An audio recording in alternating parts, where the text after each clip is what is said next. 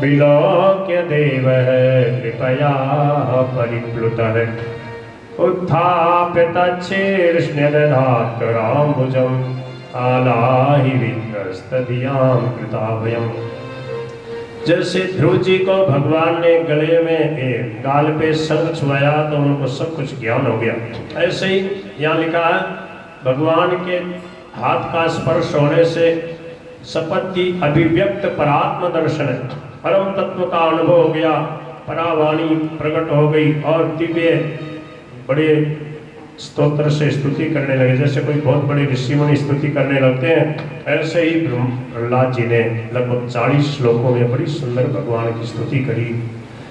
कहने लगे, हे प्रभो ब्रह्मादय सुरगणा मुनयोत सिद्धा सत्वैकता नमतयो भजसां प्रवाहै नारादितुं पुरगुणैरघुनापि विप्रु किं तोष्टुमर्हति समे हरिरुग्र जाते। हे प्रभु, बड़े बड़े देवता ऋषि मुनि आपकी बड़ी स्तुति करके हार गए, आपको जो है आपकी महिमा का पूरा वर्णन कोई नहीं कर पाया।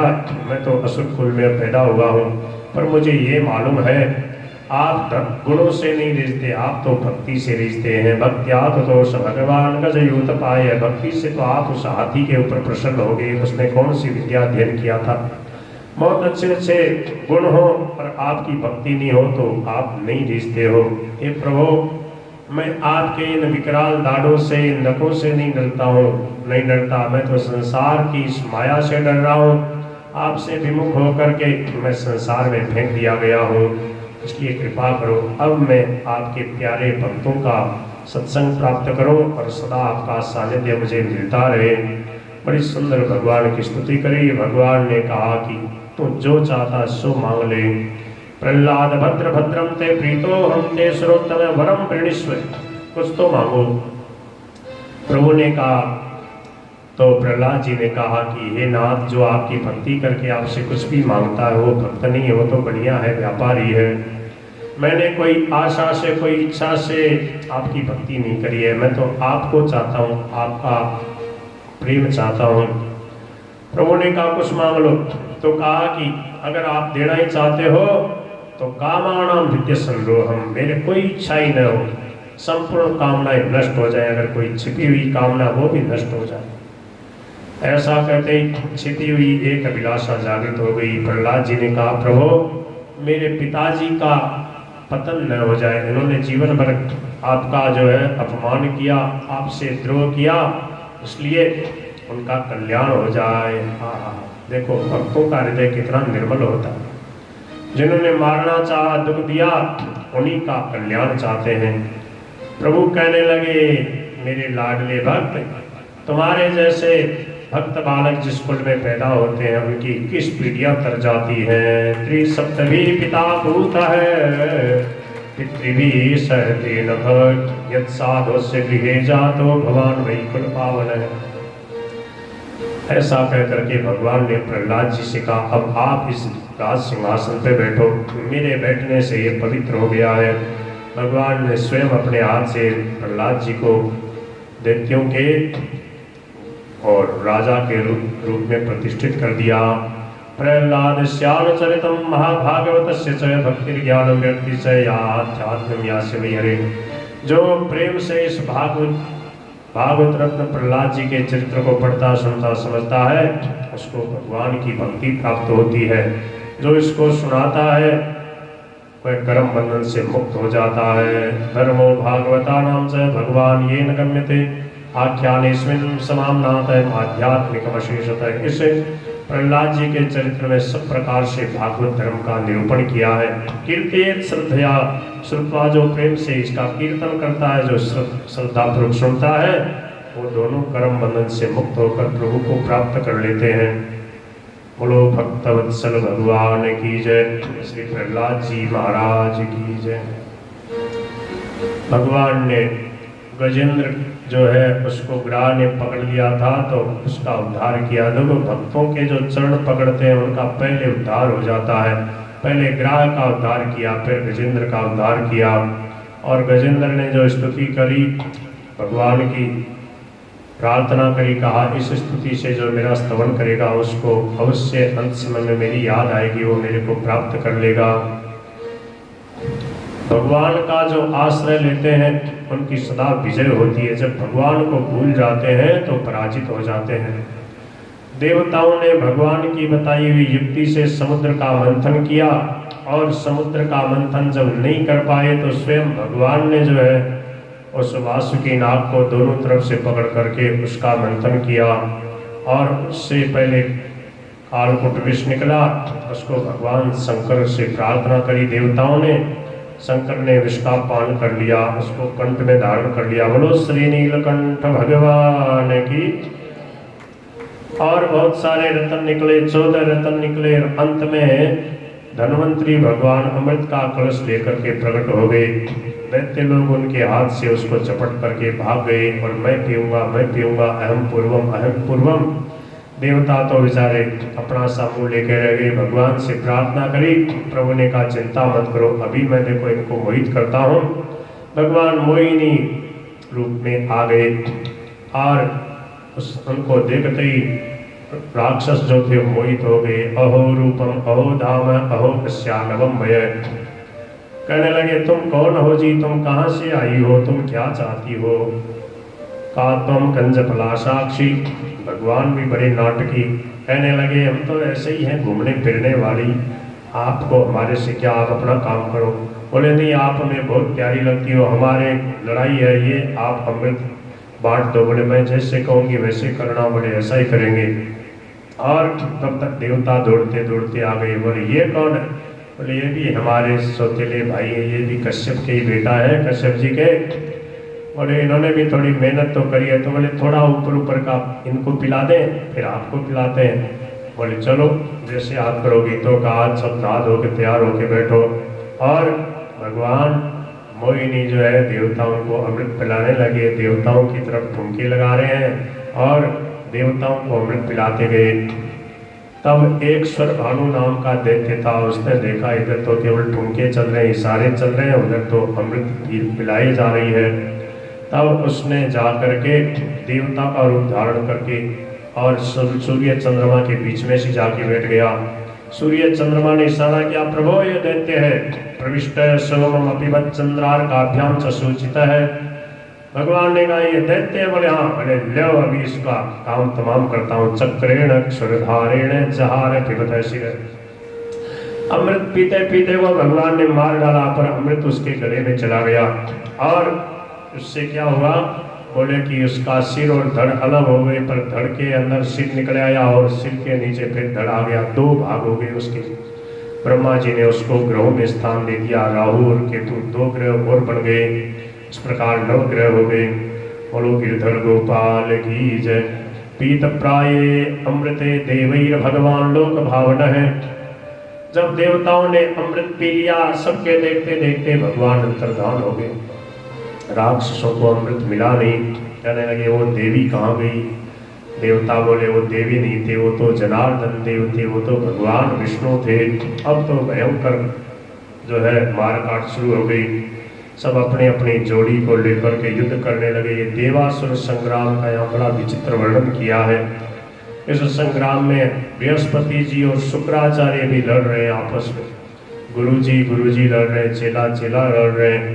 जब अमृत पिए हुए देवताओं में बल आ गया था, उन्होंने मार मार के राक्षसों को और नीचे पटकना शुरू किया। बहुत सारे राक्षस मारे जा चुके। तब ब्रह्मा जी ने नारद जी को भेज के युद्ध बंद करवाया, और जो शुक्राचार्य थे उन्होंने मृत संजीवनी विद्या से असुरों को पुनः जीवित कर लिया और कहा कि गुरुजी हमारी कैसे विजय हो। बोले ब्राह्मणों की खूब सेवा पूजा करो। भृगुवंशी ब्राह्मणों की खूब सेवा करी, खूब उनको प्रेम से भोजन प्रसाद कराया, उनसे यज्ञ करवाया। और फिर जो है राजा बड़ी फिर बलवान होकर के स्वर्ग के ऊपर चढ़ाई करी, फिर स्वर्ग को जीत लिया। देवता फिर मारे मारे फिरने लगे। देवताओं की माता अदिति ने कश्यप भगवान से कहा कि देखो मेरे बालक दुखी हैं, उनके लिए कुछ किया जाए। कहा कि तुम पयोव्रत का अनुष्ठान करो, 12 दिन तक दूध पीकर भगवान विष्णु की आराधना करो, भगवान प्रसन्न होंगे और उनसे तुम जो चाहोगे मिल जाएगा।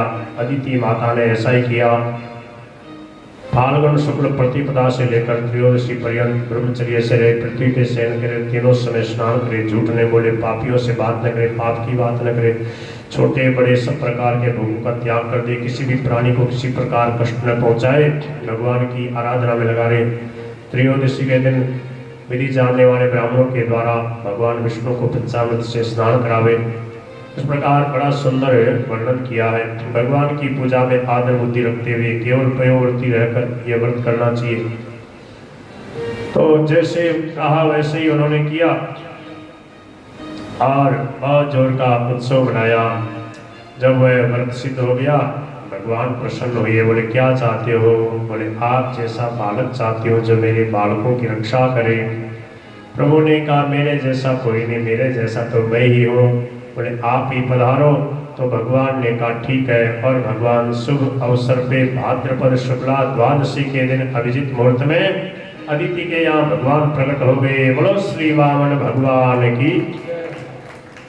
और जब उनका यज्ञोपवीत संस्कार हुआ, बहुत सुंदर उनका यज्ञोपवीत संस्कार हुआ, अदिति माता ने भगवान को देख करके और बड़े आनंद से उनके सब संस्कार कराए। और जब यज्ञोपवीत संस्कार होने लगा, सब ने उनको अलग अलग चीजें भेंट करी। पृथ्वी ने कृष्ण वृक्षचरम, वन के स्वामी चंद्रमा ने दंड, माता अदिति ने कोपिन कटिवस्त्र, आकाश के अभिमानी देवता ने भगवान को छत्र दिया, ब्रह्मा जी ने कमंडलू, सप्तर्षियों ने कुशासन, सरस्वती ने रुद्राक्ष की माला दी। इस प्रकार वामन भगवान का अपने संस्कार हुआ। तब यक्षराज कुबेर ने उनको भिक्षा का पात्र दिया और जगत जननी भगवती उमा ने उनको भिक्षा प्रदान करी। भिक्षाम भगवती साक्षात उमा, उमा दादंबिका सती। सबसे सब चीजें लेकर के भगवान ने कहा भाई मेरे को थोड़ी और भिक्षा चाहिए।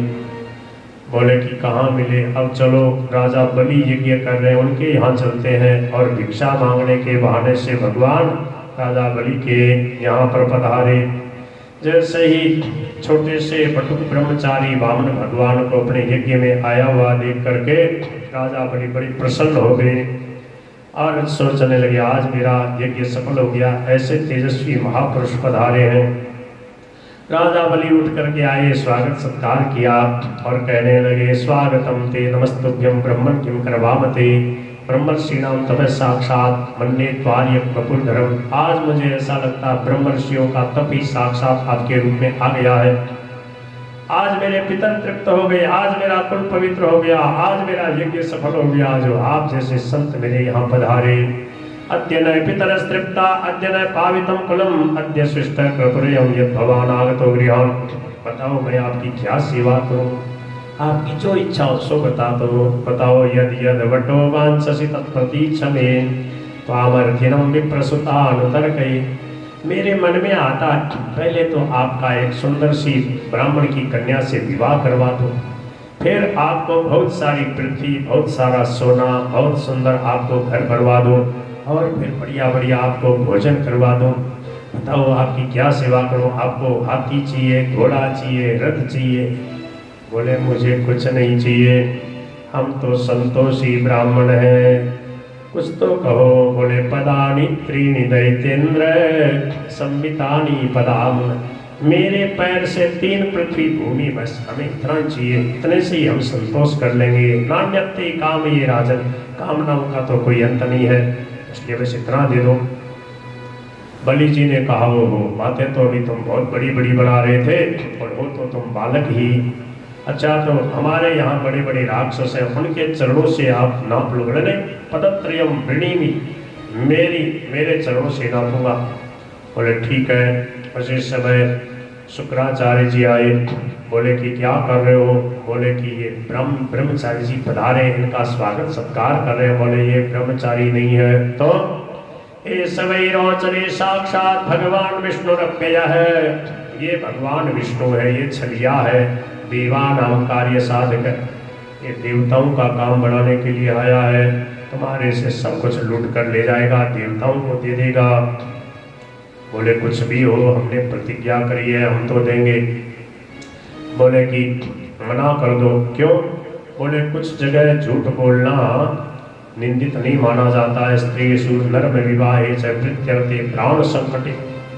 बोले कि हास परिहास में स्त्रियों को प्रसन्न करने के लिए विवाह में कन्या आदि की प्रशंसा करते समय अपनी आजीविका की रक्षा के लिए प्राण संकट अवस्थित होने में गो ब्राह्मण की रक्षा के लिए किसी को मृत्यु से बचाने के लिए असत्य भाषण निंदित नहीं माना जा गया, इसलिए कोई बात नहीं, कह दो कि नहीं दूंगा। बोले गुरु जी आपने ही तो कहा है कि जो प्रतिज्ञा करो उसका पालन करना चाहिए, नहीं तो सब पुण्य नष्ट हो जाते।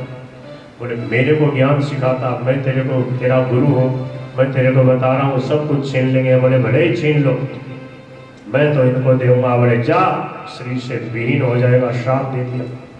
बोले भले ही हो जाऊं। शशाप दैव प्रेत सत्य संतम मनस्विनम दृढ़ पंडितवान स्तब्धो। बोले ये बड़ा अपने को है तो मूर्ख, अपने को बड़ा पंडित मानता है, मेरी बात नहीं मानता, इसलिए शरीर से हीन हो जाएगा। इतना सब होने पर भी राजा बलि ने कहा, हे बटुक ब्रह्मचारी, भगवान आप जो चाहो सो ले लीजिए। और जैसे ही भगवान को देने के लिए संकल्प किया, संकल्प करते ही भगवान ने अपना स्वरूप बढ़ाना शुरू किया। और उस समय जैसे ही भगवान स्वरूप बढ़ाने लगे, देवताओं के दुंदुभियां बजने लगी और जय जयकार होने लगी, फूलों की वर्षा होने लगी। बोलो श्री त्रिविक्रम भगवान की। नेदुर्मुहुर्दन्तवया सहस्रशो गन्धर्व किं पुरुष किन्नराजगो मनस्विनानेन कृतं सुदुष्करं विद्वान् दाद्यत् विद्विपवे जगत्त्रयम्।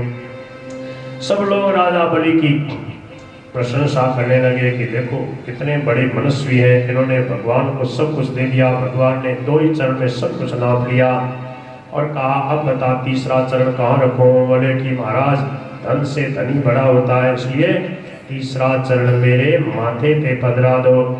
और भगवान ने राजा बलि के मस्तक पे पैर पधराया और उनको अपने वश में कर लिया। कहा कि इसको बांध लो।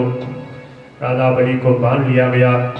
श्री प्रहलाद जी महाराज प्रकट हो गए, भगवान की स्तुति करने लगे, प्रभु आप हमारे यहाँ पे पधारे, बहुत आनंद की बात है। आपने ही बलि को यह ऐश्वर्यपूर्ण इंद्र पद दिया था और आज आपने ही छीन लिया।